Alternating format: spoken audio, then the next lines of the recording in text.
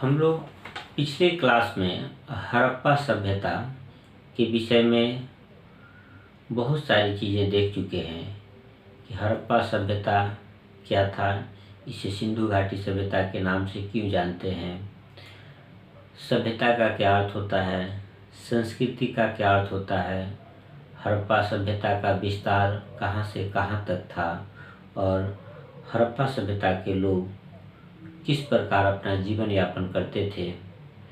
हड़प्पा सभ्यता के लोगों का कृषि तकनीक किस प्रकार का था, हड़प्पा सभ्यता के लोग शहर किस प्रकार का बनाया करते थे, नियोजित शहरी केंद्र कैसा होता है और किस प्रकार हड़प्पा सभ्यता में नियोजित शहरी केंद्र का प्रमाण मिला है, हड़प्पा सभ्यता के लोगों का कब्र किस प्रकार का होता था, वहाँ कौन कौन सी चीज़ें बनाई जाती थी, उसके उत्पादन केंद्रों की पहचान कैसे की गई है, हड़प्पा सभ्यता में शिल्प के कौन कौन से उत्पादन किए जाते थे, कौन से पदार्थ कहाँ से प्राप्त किए जाते थे, ये सभी चीज़ें हम लोग देख चुके हैं। और अब आपके हड़प्पा सभ्यता के भाग 2 जो है, हड़प्पा सभ्यता का भाग 1 में जो चीज़ें पहले वीडियो में मैं बता चुका हूँ, उसके बाद जो है जो बचा हुआ था उसको हम लोग अभी के क्लास में इस भाग 2 में देखेंगे। तो जो चीज़ें उस पर बचा हुआ है उसमें सबसे पहले है बाट। आपके एनसीईआरटी बुक का पॉइंट 73 जो है उसमें बाट के विषय में बताया गया है।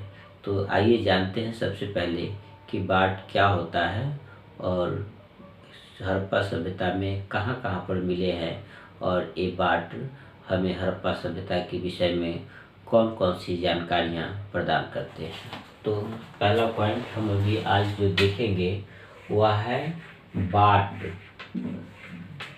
बाट क्या होता है? आपने कभी किसी दुकान पर गया होगा तो दुकानदार जो है तौलने के लिए एक छोटा सा लोहा का कुछ सामान रखता है। 100 ग्राम, 200 ग्राम, 400 ग्राम, 500 ग्राम, 1 केजी, 2 केजी, 5 केजी का बाट होता है, जिसको किलो बोलते हैं हम लोग स्थानीय भाषा में। उसे तौला जाता है, उसे बाट के नाम से जानते हैं। तो तौलने के लिए इस तरह की व्यवस्था सिंधु घाटी सभ्यता में भी थी और वह तौलने के लिए जो बाट बनाए जाते थे वह पत्थर के होते थे। चर्ट नामक पत्थर था एक।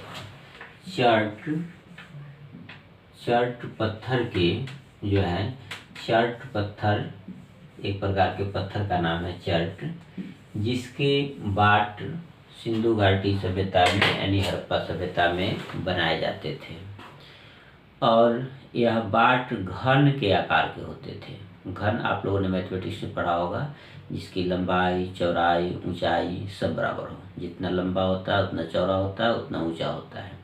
ऐसी आकृति को बोलते हैं घन। तो सिंधु घाटी सभ्यता में जो बाट बनाए जाते थे वह घन के आकार के होते थे, अर्थात घनाकार होते थे। घनाकार यानी कि घन के आकार का होता था। घनाकार का मतलब हो गया लंबाई, चौड़ाई, ऊंचाई जिसकी सब बराबर हो। तो बाट जो बनाए जाते थे हड़प्पा सभ्यता में वह घनाकार होते थे और द्विआधारी होते थे। द्विआधारी कहने का मतलब है कि सबसे छोटा यदि 1 ग्राम का है तो उससे बड़ा वाला 2 ग्राम का, उससे बड़ा वाला 4 ग्राम का, उससे बड़ा 8 ग्राम का, उससे बड़ा 16 ग्राम का, उससे बड़ा 32 ग्राम का, उससे बड़ा 64 ग्राम का, उससे बड़ा 128 ग्राम का, उससे बड़ा 256 ग्राम का। इस तरह से जो है एक छोटे वाला की अपेक्षा बड़ा वाला उसका 2 गुना, फिर बड़ा वाला उसका 2 गुना, बड़ा वाला उसका 2 गुना। इस तरह से जो है द्विआधारी जो है बाट होते थे। द्विआधारी मानदंड वाले बाट सिंधु घाटी सभ्यता से मिले हैं, जो चर्ट नामक पत्थर के बनाए गए थे। इनकी आकृति घनाकार हुआ करते थे और यदि आकार की बात करें तो यह बिल्कुल छोटे छोटे से लेकर और बहुत बड़े बड़े आकार तक के मिले हैं। बिल्कुल छोटे छोटे से लेकर और बहुत बड़े बड़े आकार तक के बाट मिले हैं। बिल्कुल बिल्कुल छोटे छोटे, संभवतः उससे गहना सोना चांदी आदि तोला जाता रहा होगा। बिल्कुल छोटे छोटे से लेकर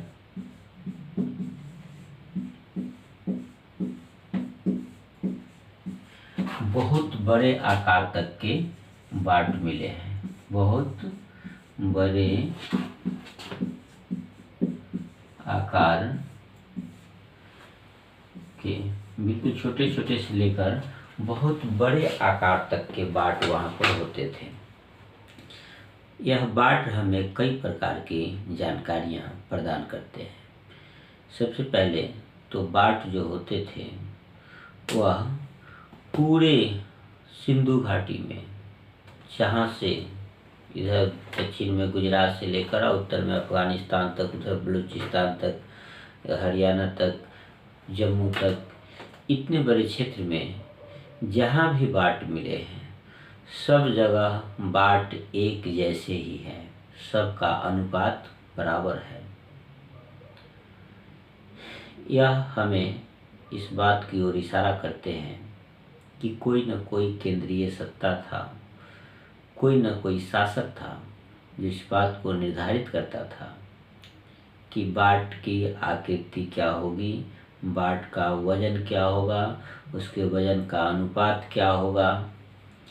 इस तरह से बाट जो है हमें यह जानकारी प्रदान करते हैं कि वहाँ पर कोई न कोई केंद्रीय सत्ता थी, कोई न कोई राजा होते थे। चलिए हम आगे के पॉइंट में इस पर डिस्कशन करेंगे। तो बाट जो मिले हैं किस प्रकार के थे, कैसे थे? तो बाट जो है चट नामक पत्थर के थे, घनाकार थे, द्विआधारी हुआ करते थे और बिल्कुल छोटे छोटे से लेकर बहुत बड़े आकार तक के होते थे। बिल्कुल छोटे छोटे जो होते थे संभवतः सोना चांदी आदि तौलने के काम आते रहे होंगे। इतने छोटे छोटे से बाट होते थे कि उसके लिए विशेष तराजू की उनको आवश्यकता पड़ी होगी, क्योंकि बड़े तराजू पर बिल्कुल छोटे से बाट को रखने के बाद कोई फर्क नहीं पड़ेगा, पता ही नहीं चलेगा उसके वजन का। तो कोई विशेष तरह के तराजू भी बनाए जाते रहे होंगे जिससे कि सोना चांदी आदि बहुत कीमती चीज़ें तौलते रहे होंगे। और कुछ बाट इतने बड़े बड़े हैं कि कई लोगों से नहीं उठे, इतने बड़े बड़े बाट हैं। इसका मतलब यह होता है कि बहुत बड़े पैमाने पर व्यापार होता था और थोक भाव में सामान की बिक्री होती रही होगी, जिसमें बहुत बड़े बड़े बाट का प्रयोग किया जाता रहा होगा। और इतने बड़े बड़े बाट को उठाने के लिए संभवतः रस्सियों का प्रयोग किया जाता रहा होगा, क्योंकि ऐसे उठाना वह संभव नहीं था। तो बाट हमें बताते हैं सिंधु घाटी सभ्यता में बहुत बड़े पैमाने पर व्यापार होते थे और बहुत सूक्ष्म चीज़ों से लेकर बहुत बड़े बड़े सामानों को भी तौलने की व्यवस्था वहाँ पर उपलब्ध थी। बाट के बाद जो अगला पॉइंट आपके बुक में है वह है प्राचीन सत्ता। क्या सिंधु घाटी सभ्यता में कोई राजा थे? क्या कोई ऐसे शासक थे जो यहाँ पर शासन को संभालते थे? तो हम इस पॉइंट को देखते हैं, प्राचीन सत्ता। इसको मैं मिटा देता हूँ। प्राचीन सत्ता, क्या वहाँ पर कोई शासन सत्ता था? यह एक पॉइंट है आपके बुक का, हम इसको डिस्कशन करेंगे और हम समझने का प्रयास करेंगे कि क्या था। तो प्राचीन सत्ता, प्राचीन सत्ता, देखिए जो पॉइंट आपके बुक में दिए गए हैं एनसीईआरटी में, मैं सेम पॉइंट को इसलिए ले रहा हूँ, मैं इसका सामान्यीकरण कर सकता था लेकिन मैं सेम पॉइंट ही इसलिए ले रहा हूँ कि आप बुक को उल्टेंगे और देखेंगे और उसमें कोई परेशानी आपको नहीं आए। उस समझने के लिए यह बहुत ही आसान हो जाएगा और बुक आप ज़रूर पढ़ेंगे। मैं जो भी बताता हूँ ये सब चीज़ एनसीईआरटी के बुक में है। तो प्राचीन सत्ता जो पॉइंट आपके 9वां 8वां पॉइंट दिए गए हैं आपके बुक में, क्या मतलब है इसका कि सिंधु घाटी सभ्यता में कोई न कोई शासन सत्ता था। वहाँ किसी न किसी राजा का शासन हुआ करता था और वह सभी चीज़ों को नियंत्रित करते थे।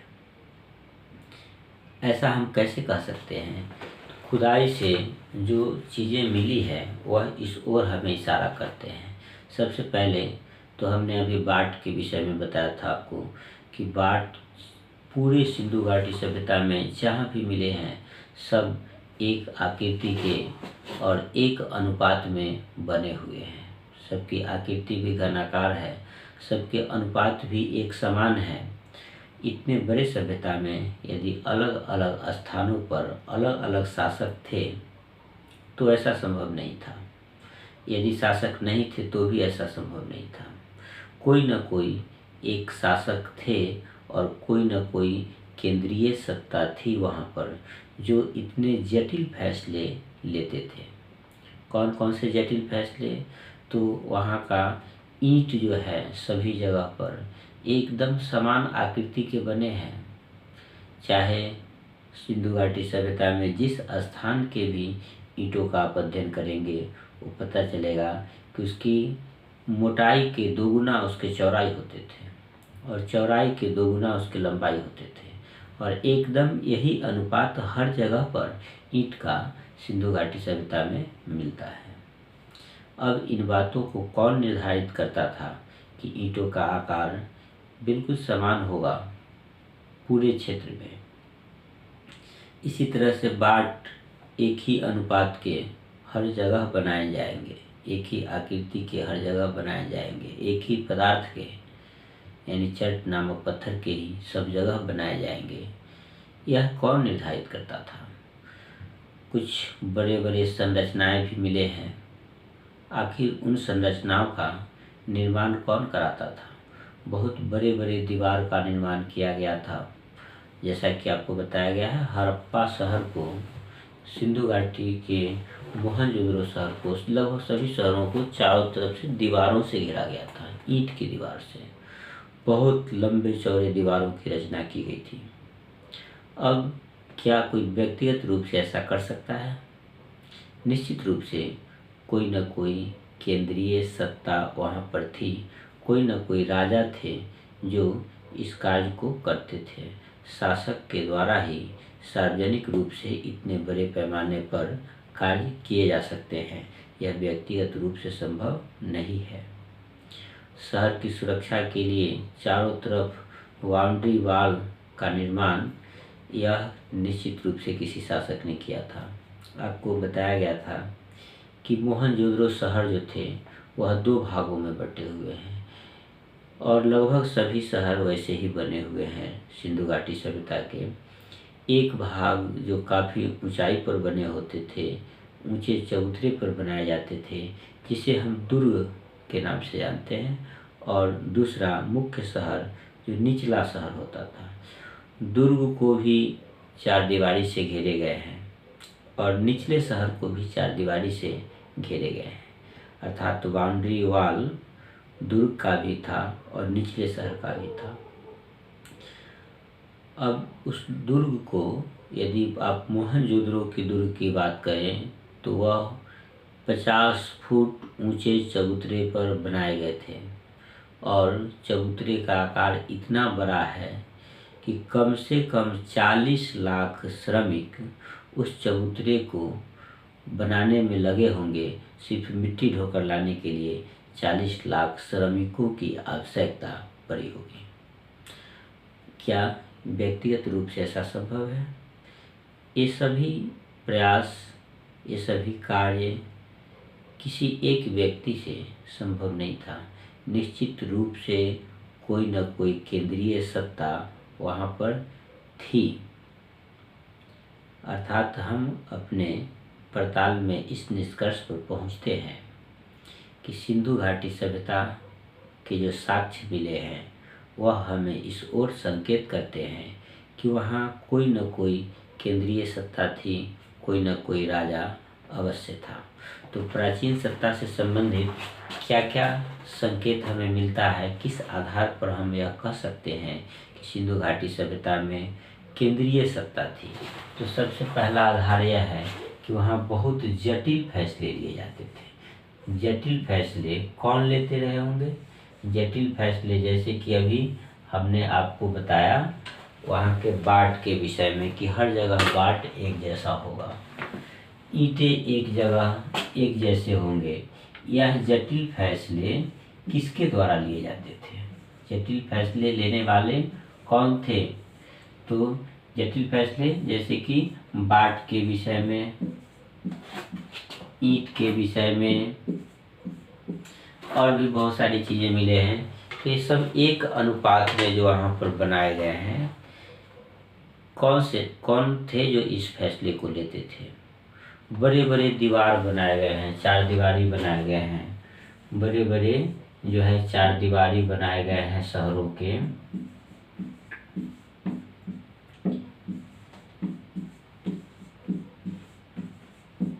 यह कौन बनाता था? बड़े बड़े चार दीवारी निर्माण का कार्य कौन करता था? यह जो है ऊंचे, बहुत ऊंचे चबूतरे जो बनाए गए थे, ऊंचे चबूतरे, आखिर ऊंचे चबूतरे को कौन बनवाया था? क्या यह बिना किसी शासक के संभव था ऊंचे चबूतरे का निर्माण जिसमें 40 लाख श्रमिक लगा हुआ? तो ये सभी साक्ष्य जो हड़प्पा सभ्यता से मिलते हैं इस ओर संकेत करते हैं कि हड़प्पा सभ्यता में निश्चित रूप से कोई न कोई एक शासक रहे होंगे।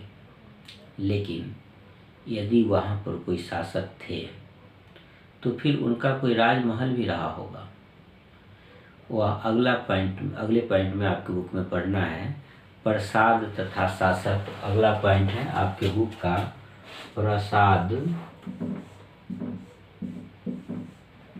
तथा शासक। प्रसाद क्या होता है? प्रसाद जो है यह राजभवन को बोलते हैं। प्रसाद को क्या बोलते हैं? राजभवन जो होता है जिसमें कि राजा रहते हैं, उस प्रसाद का मतलब समझिए आप राजभवन। यानी कि वहाँ पर यदि राजा थे, केंद्रीय सत्ता थी, तो कोई ना कोई राजभवन उनका रहा होगा, कोई ना कोई राजा रहे होंगे। तो क्या इसका कोई प्रमाण मिला है सिंधु घाटी सभ्यता में?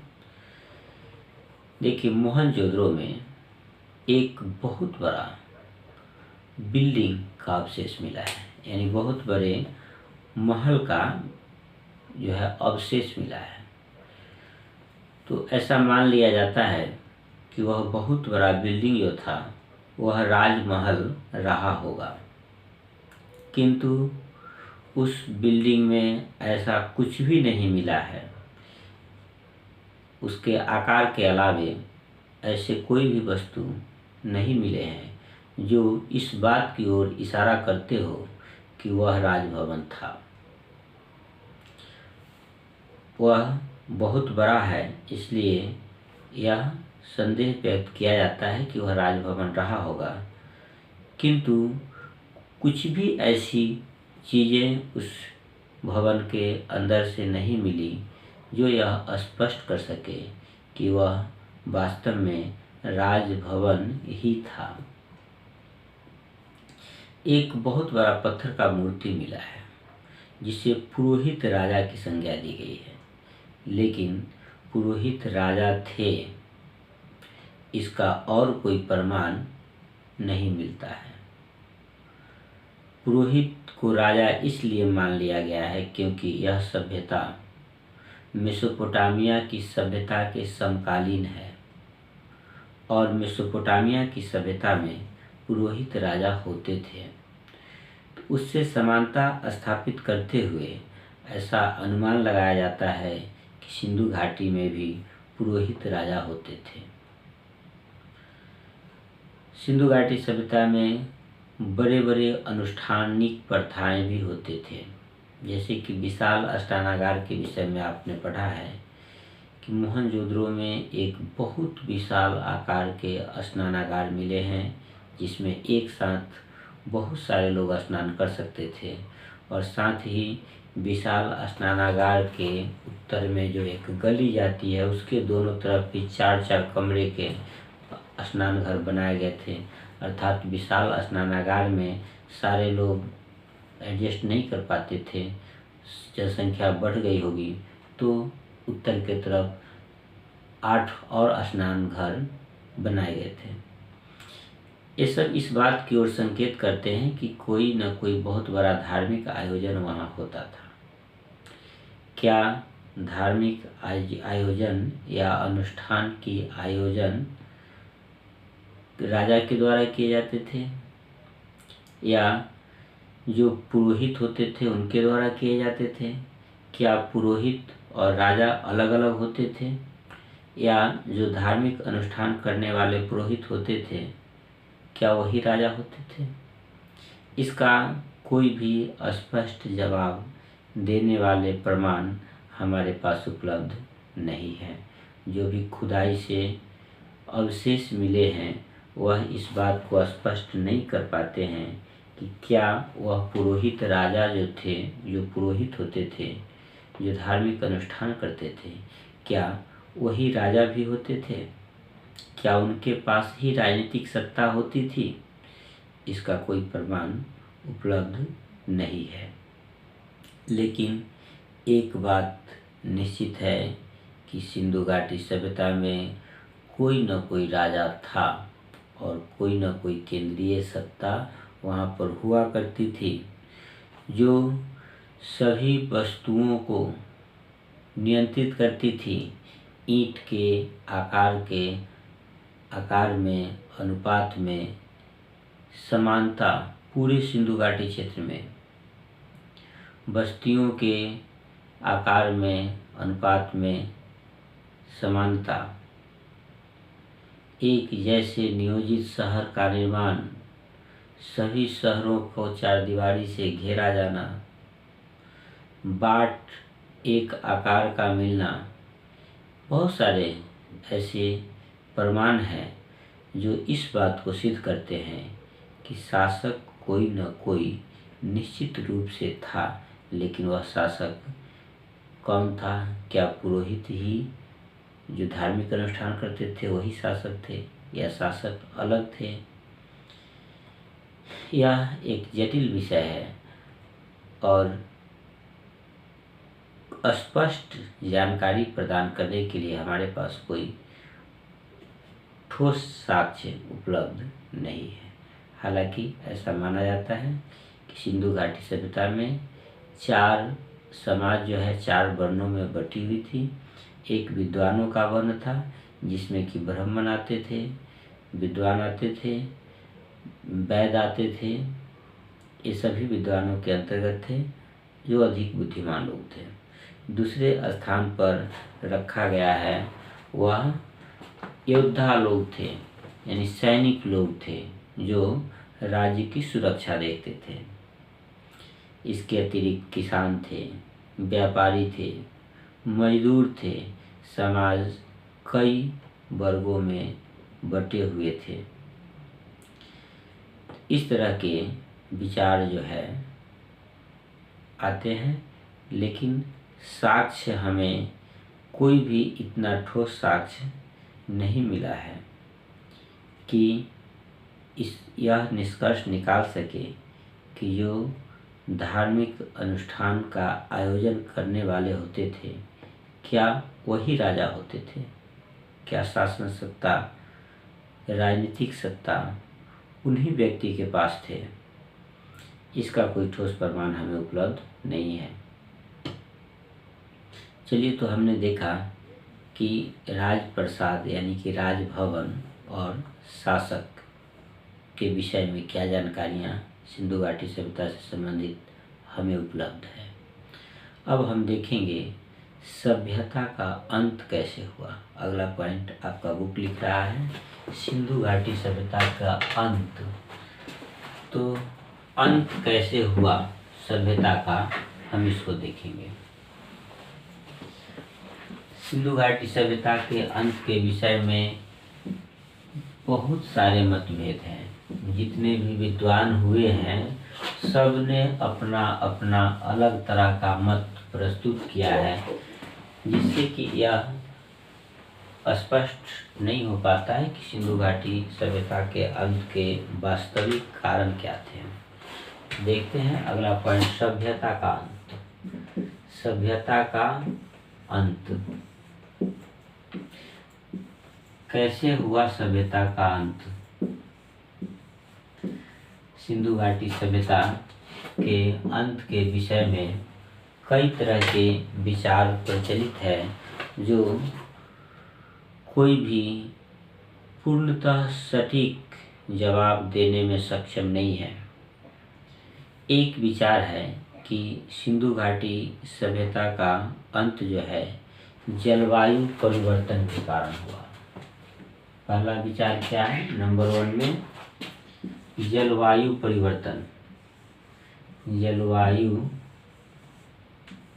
परिवर्तन के कारण हड़प्पा सभ्यता, जलवायु परिवर्तन के कारण हड़प्पा सभ्यता का अंत हुआ। यानी जलवायु परिवर्तित हो गई, वर्षा होना वहाँ पर बंद हो गया, कृषि होना बंद हो गया, और इस सभ्यता का आधार कृषि ही था। कृषि से ही इस सभ्यता की शुरुआत हुई थी और कृषि से ही यह सभ्यता फल फूल रहा था, आगे बढ़ रहा था। और जब जलवायु परिवर्तन हुए और वर्षा का होना बंद हो गया, कृषि उत्पादन बंद हो गया, तब लोग उस स्थान को छोड़कर और कहीं अन्यत्र चले गए या उनकी सभ्यता नष्ट हो गई और फिर जंगली जीवन लोग जीने लगे। इस तरह के जो है विचार आते हैं। एक विचार ऐसा भी आया है जिसका कहना है कि बाढ़ के कारण सभ्यता का अंत हुआ। कोई भयानक बाढ़ आया था और बाढ़ के कारण सिंधु घाटी सभ्यता का अंत हुआ। लेकिन क्या बाढ़ गुजरात से लेकर अफगानिस्तान तक, बलूचिस्तान तक, जम्मू तक एक साथ आ गया होगा? यह बात जो है पूरा यह सिद्ध करने में सक्षम नहीं है कि सभ्यता का अंत बाढ़ के कारण हुआ होगा। फिर कुछ लोगों का कहना है कि नदियों का सूख जाना, जिनसे कि उन्हें जल मिला करते थे, उस नदी का सूख जाना। तीसरा विचार क्या है कि नदी के सूख जाने के कारण सिंधु घाटी सभ्यता का अंत हुआ। नदी के सूख जाने के, नदी के सूखने के कारण के, नदी के सूखने या नदी का सूखना,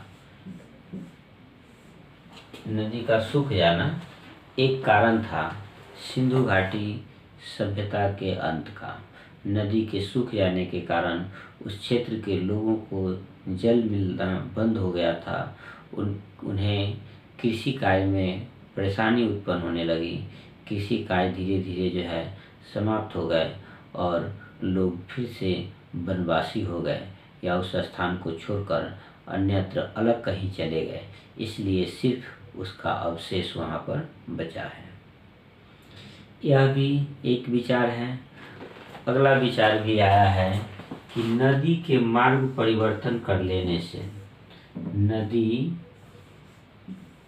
नदी का मार्ग परिवर्तन के कारण जो है सभ्यता का अंत हुआ। ऐसा विचार आता है कि नदी मार्ग परिवर्तन के कारण इस सभ्यता का अंत हुआ। नदी के मार्ग परिवर्तन के विषय में आप लोगों ने ज्योग्राफी में पढ़ा होगा। नदियाँ अपना मार्ग बदलती है। बाढ़ के समय क्या होता है, देखिए नदियों का मार्ग, ये नदी ऐसे ऐसे ऐसे टेढ़ा मेढ़ा मार्ग से नदियाँ बहा करती हैं। अब कोई नदी है जिसका मार्ग इस तरह से है, इस तरह से बह रही है और काफ़ी टेढ़े मेढ़े मार्गों से नदियाँ बहा करती हैं। कभी कभी ऐसा होता है कि बाढ़ के समय में नदी का जल जो है वह बहुत बड़े क्षेत्र से होकर बहने लगती है, पूरा क्षेत्र जलमग्न हो जाता है। जिस समय बाढ़ आते हैं सिर्फ नदी में ही पानी नहीं रहता है, बल्कि आसपास के बहुत दोनों तरफ के बहुत लंबे चौड़े क्षेत्र में पानी भर जाते हैं और गतिशील हो जाते हैं। अब क्या होता है, बाढ़ के समय कभी कभी जो पानी बह रहा है, यह जो टीला है यह इसमें कट जाता है। टीला का भाग जो है कट गया बाढ़ के समय, ये गहरा हो गया। जब कट गया और गहरा हो गया तो नदी अपने पुराने मार्ग को छोड़कर और इस मार्ग से ही जो है प्रवाहित होना शुरू कर देती है और पुराना भाग जो है, यहाँ बालू मिट्टी ये सब जो है गाद जमा होने लगता है और मुख्य नदी से इसका जो है भाग अलग हो जाता है और ये पूरा क्षेत्र जो है कट जाता है, अलग हो जाता है। इस तरह से नदियाँ कभी कभी अपना मार्ग बदलती है। तो कुछ विद्वानों का यह विचार है कि नदी के मार्ग परिवर्तन के कारण सिंधु घाटी सभ्यता में जल का मिलना बंद हो गया और इस सभ्यता का अंत हो गया।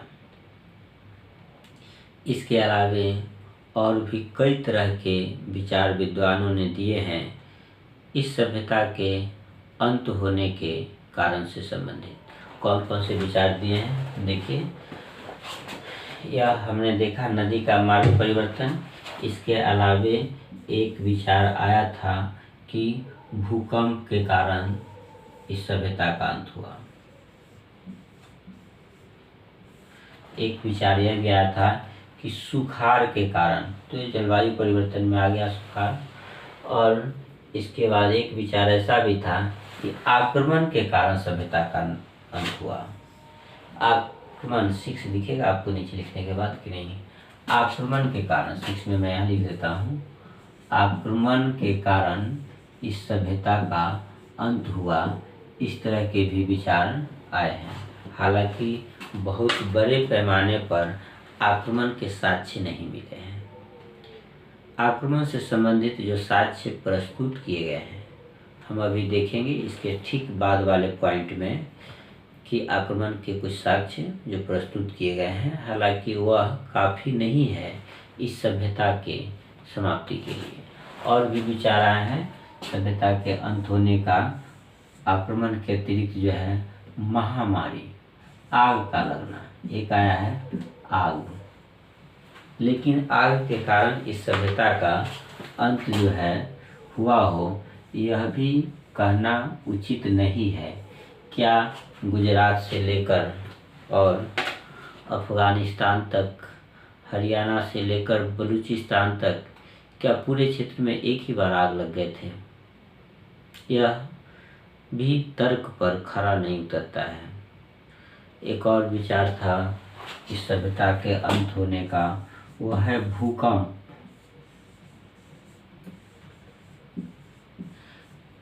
भूकंप एक साथ बहुत बड़े क्षेत्रों में आ सकते हैं, ऐसा संभव है। लेकिन भूकंप यदि आए थे तो उसका साक्ष्य भी, उसका पहचान भी किसी न किसी तरह से दबा होता। बिल्डिंग के जो अवशेष थे, सड़कों के जो अवशेष हैं, उन सभी में कोई न कोई भूकंप का चिन्ह अंकित हो जाता है। जबकि ऐसा कोई भी प्रमाण, कोई भी ऐसा चिन्ह उपलब्ध नहीं है जो इस बात को सिद्ध कर सके कि भूकंप के कारण सिंधु घाटी सभ्यता का अंत हुआ था। तो इस तरह से बहुत सारे कारण बताए जाते हैं। जलवायु परिवर्तन के कारण सभ्यता का अंत हुआ, तो बाढ़ के कारण अंत हुआ, नदी के सूखने के कारण अंत हुआ, नदी के मार्ग परिवर्तन के कारण अंत हुआ। कुछ लोगों का कहना है भूकंप के कारण अंत हुआ, कुछ लोग आक्रमण को कारण बता रहे हैं, कुछ लोग आग लगने को कारण बता रहे हैं। कुछ विद्वानों का कहना है कि भूकंप 2 बार हो गया है। इसकी जगह पर हम दूसरा कारण दे देते हैं, एक महामारी।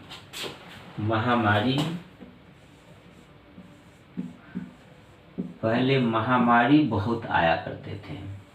आपने अभी कोरोना महामारी का सामना किया है। तो अभी का विज्ञान बहुत डेवलप है, किसी तरीके से जो है उस बीमारी के से संबंधित जानकारियाँ प्राप्त की गई और उसका रोकथाम किया गया। लेकिन संभवतः उस समय चिकित्सा पद्धति बहुत डेवलप नहीं थे और कोई ऐसा महामारी आया होगा कि बहुत सारे लोग मारे गए होंगे, सभ्यता तहस नहस हो गया होगा और जो थोड़े बहुत लोग बचे होंगे वह उस स्थान को छोड़कर चले गए होंगे, या तो कहीं अलग चले गए या जंगली जीवन जीना शुरू कर दिए और सभ्यता का अंत हो गया। एक कारण यह भी संभव है। तो इस तरह से सिंधु घाटी सभ्यता का अंत कैसे हुआ, इससे संबंधित ढेर सारे विद्वानों ने अलग अलग विचार रखे हैं। अर्थात जितने तरह के विद्वान थे सभी विद्वानों ने अलग अलग तरह का विचार रखा है। इसलिए यह जो है बहुत जटिल विषय हो गया कि सिंधु घाटी सभ्यता का अंत कैसे हुआ। और जितने भी प्रमाण प्रस्तुत किए गए हैं, जितने भी साक्ष्य दिए गए हैं, कोई भी साक्ष्य पूरी तरह यह सिद्ध करने में सक्षम नहीं है। किसी भी साक्ष्य से संबंधित जो है, किसी भी विचार से संबंधित बहुत प्रमाण जो है नहीं मिले हैं। कोई भी ऐसे ठोस प्रमाण नहीं मिले हैं जो साबित कर सके कि सिंधु घाटी सभ्यता का अंत जो है जलवायु परिवर्तन के कारण हुआ, या बाढ़ के, या सुखाड़ के, या नदी के मार्ग परिवर्तन के, या भूकंप के, या आक्रमण के, या आग लगने के, या महामारी के कारण हुआ। इस सब से संबंधित कोई भी ठोस साक्ष्य नहीं मिलता है। एक स्थान पर आक्रमण के साक्ष्य मिलते हैं। आपने डेड मैन लेन सुना होगा। डेड मैन लेन क्या होता है, यह आपको बुक का है, मैं इसे बता देता हूँ। डेड मैन लेन को हिंदी में बोलते हैं मृतकों की घाटी। सिंधु घाटी सभ्यता में एक स्थान पर जो है मृतकों की घाटी मिले हैं। मृतकों की घाटी जो है क्या है उसको हम देखते हैं। एक स्थान पर मिले हैं मृतकों की घाटी जिसका नाम है डेड मैन लेन। डेड मैन लेन यह क्या है? डेड मैन लेन जो है एक संकरी गली है। डेड मैन लेन क्या है? एक संकरी गली है और इसकी चौड़ाई जो है, इस गली की चौड़ाई 3 फुट से 6 फुट तक है। 3 से 6 फुट तक इस गली की चौड़ाई है, 3 से 6 फुट तक। इसकी गहराई जो है इस गली की 4 फुट 2 इंच है। गहराई 4 फुट 2 इंच। इसमें 16 लोगों के अस्थि पंजर मिले हैं। अस्थि पंजर 16 लोगों के अस्थि पंजर इसमें मिले हैं। कितने? 16 लोगों के अस्थि पंजर इसमें इस डेड मैन लेन में मिले हैं। 16 लोगों के अस्थि पंजर एक साथ मिले हैं और मृत्यु के समय जो गहने पहने हुए थे वैसे ही गहना पहने हुए, जो भी था वैसे ही जैसे तैसे वह उस गली में पड़े हुए हैं। निश्चित रूप से वहाँ पर दफनाया नहीं गया था उन्हें, कोई न कोई आक्रमण हुआ था और मार मार कर उस गली में उन्हें डाल दिया गया था। तो आक्रमण का एक साक्ष्य जो है यह मिलता है। लेकिन इस सभ्यता का अंत यदि आक्रमण से हुआ तो इस तरह के बहुत सारे साक्ष्य मिलने चाहिए आक्रमण के, बहुत सारे जगहों पर, जैसा कि मिलता नहीं है। इसलिए यह स्पष्ट नहीं हो पाता है कि सिंधु घाटी सभ्यता के अंत का कारण जो है आक्रमण था। तो इस तरह से अभी तक हमने जो देखा, यह सिंधु घाटी सभ्यता से संबंधित दूसरा वीडियो है भाग 2 के नाम से। अब आगे जो कुछ भी बचा हुआ है आपके 12th के NCERT बुक का सिंधु घाटी सभ्यता जो आप पढ़ रहे हैं, इसमें 2 भाग पूरा हो गया और जो भी बचा हुआ है सिंधु घाटी सभ्यता से संबंधित मटेरियल वह तीसरे भाग में आप देखेंगे। दूसरा भाग यहीं पर समाप्त किया जाता है।